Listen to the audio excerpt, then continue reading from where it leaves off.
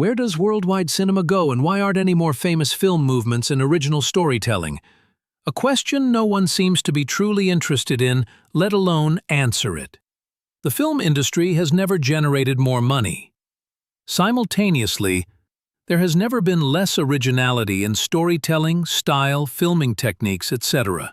Producers are undoubtedly very important. To be fair, there are many fantastic producers. However, most are focused only on making money. No one is denying the big studio's influences, which makes it even more difficult for producers to pitch anything else than commercial stories. Still, it's not like every producer was excited about the French New Wave.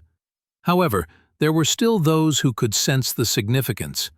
The power of neoliberalism makes it easier for a producer to sell a story that's mainstream. Meaningful and unconventional stories have always been difficult to pitch. The difference is that producers used to care more about art. Luckily, there are still exceptions. Here's a question everyone should ask themselves. If Martin Scorsese and Dusan Makaveyev were young filmmakers today, do you think they would have made a movie with today's producers? Maybe not. Even though in a better spot, international cinema also has the same problem. Indeed, avant-garde European movies were always hard to sell in the US. However, because of today's situation, almost no one has the support even to make avant-garde films, let alone find a producer who would sell them. We all get the profit side. Let's take an example from the music industry. It's true that David Gilmour will never sell as many copies as Taylor Swift. Nevertheless, producers and record labels still support his art since it's significant. Also, it's not like he doesn't sell many copies, and money isn't everything. Another massive problem is the major Hollywood studios. They prioritize blockbuster franchises. The formulaic approach by Hollywood sidelines unique and character-driven stories on a worldwide level. The biggest issue is the short attention span.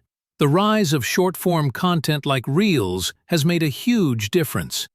Can you imagine 20-year-olds watching a movie by Andrei Tarkovsky? Unfortunately, probably not a lot of them. Furthermore, Netflix and other platforms have shifted audiences to watching movies at home. To be entirely fair, I also have to address this situation from the filmmaker's standpoint. Do young film directors do everything in their power to make at least a small change? Not really. The worldwide cinema box office is rising while we're witnessing the loss of auteur filmmaking.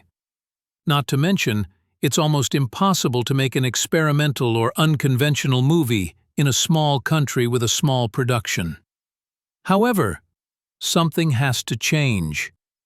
Fortunately, Dogma 25, the new film movement, may bring that change, finally.